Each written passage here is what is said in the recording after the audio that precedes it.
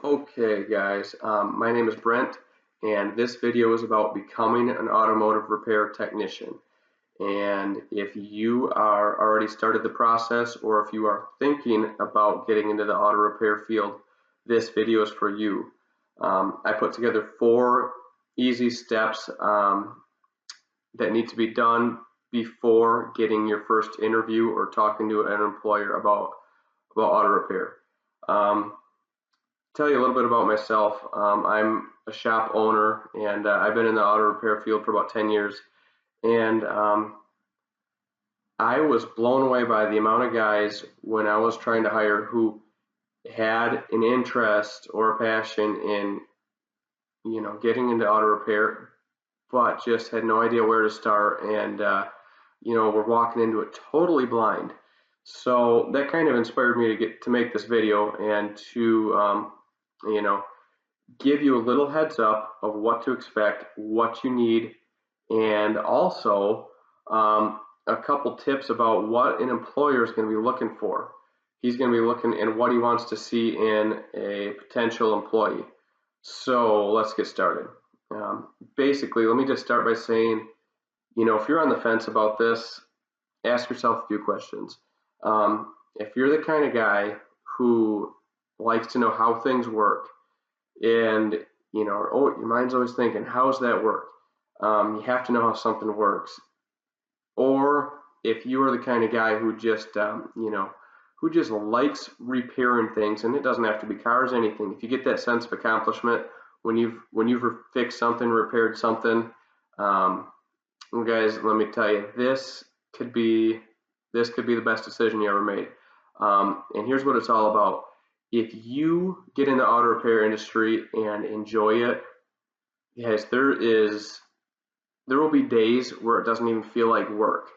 You enjoy thinking about it, you enjoy doing it, you enjoy repairing it, and you are rewarded when the vehicle's fixed, when it's done. Um, and here's the cool thing: you make money doing it. I was kind of surprised when I got started. All of a sudden, I was getting paychecks for doing the same thing I was doing as a hobby. And anyways, um, so the next step of this is you need to make a decision. And once this video is over, make a decision. You're either going to go for it or you're not. And I'll explain that more later. So let's start off. Basically, step number 1, and now before I get started, 4 steps. These need to be completed before talking to anybody, before you go to an interview, before you even go talk to a potential employer. Make sure you have these 4 steps done or you'll get breezed right over. Step number 1 is a no-brainer, but I was surprised at how many guys weren't ready for this question. So, do you have a valid driver's license? And yeah, you need it.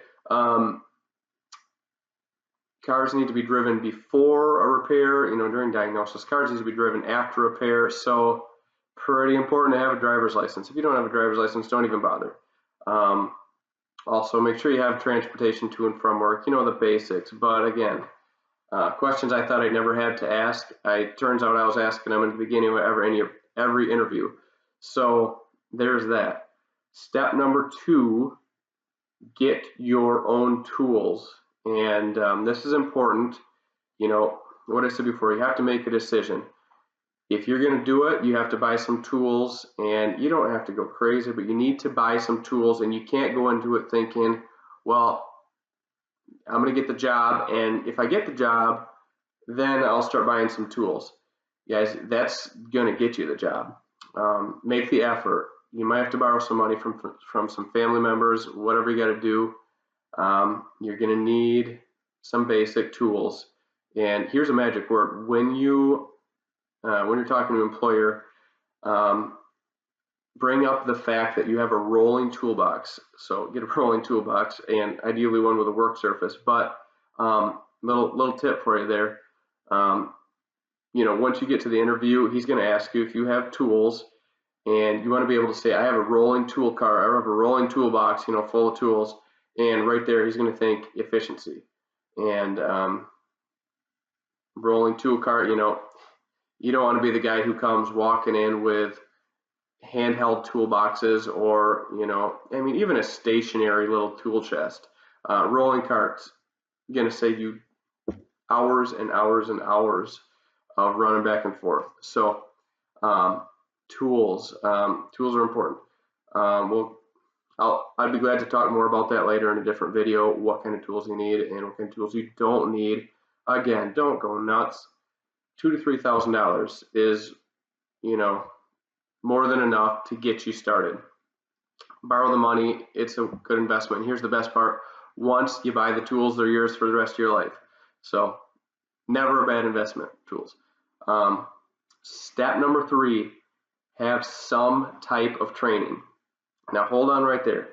A lot of guys are throwing their hands up in the air saying, well, I can't afford to go to school for a couple years and spend, not only the time it takes to go to school and $10,000 to $20,000, for schooling.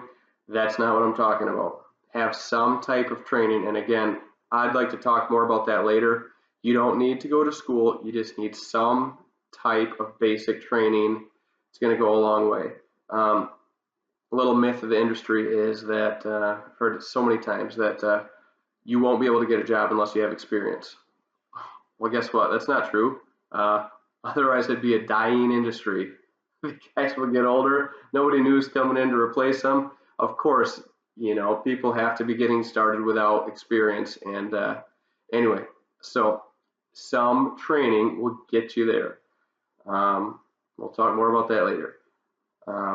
Step number 4, be super motivated. Okay, and here's what I want you to say. So whether you get an interview or some type of conversation with a future employer, make sure you say, I have decided to become an automotive technician. I've decided to work in the field. And don't say, yeah, I'm thinking about giving it a try, something like that. Make sure you sound committed. Make sure you sound motivated. And also, guys, sell yourself without going over the top. Just tell them that, tell them you're a quick learner. Tell them you're ready to do whatever it takes to get your foot in the door. That's a big one. Say, I don't care if I got to push a broom and change oil to get started. Get my foot in the door. I'll do whatever it takes. And then along with that is be persistent. And before you leave the interview, I want you to say, the employer, he'll take down your information and he'll say, okay, well, great. I'll think this through. I'll look this over, and I'll get back with you. And here's what you want to do. Say, would it be all right if I call you in a few weeks? And they'll say, yeah, okay. And as you're leaving, that guy's going to be thinking, he wants a job. He's pretty committed. And one other thing is, when you go in and you're talking to him, say, I've decided to work as a technician, and throw this in there too. Say, I'd really like to work in a shop like yours, a shop like this. And one last thing that goes along with that is, don't necessarily always start with the places that are hiring. Sometimes they're kind of hard to find. If there's a shop that you're interested in, go talk to them, do whatever you can. Guys, if you're good enough and if you sell yourself right, it's not out of the question that they'll make a spot for you. I mean, let me tell you from experience, somebody who wants to work and somebody who's committed to work, few and far between. So, if a guy comes to my doorstep and says, I decided I want to be an auto mechanic, I want to be an auto technician, and, I bought some tools, I got some training, and, I'm ready to go. This is what I want to do. I'm motivated. I'm ready to get going. I'm a quick learner. I'm in this for the long haul. That's going to be like, you don't want to let that guy slip through your fingers, if he doesn't go. he doesn't work for you, he's going to go to the next guy. And you can tell when guys are when guys are slacked about it, or if they're just kind of they're just looking for a job. Nope, this is a career, guys. This is a career. This isn't a job. And anyways, I hope this helps. I really want to hear your questions, and I'd be happy to answer any questions you have. Go to my Facebook page, post your questions, and I'll get back to you. I'll put a link at the bottom of the screen. So anyway, hope this video helped, and I'll be looking for your questions.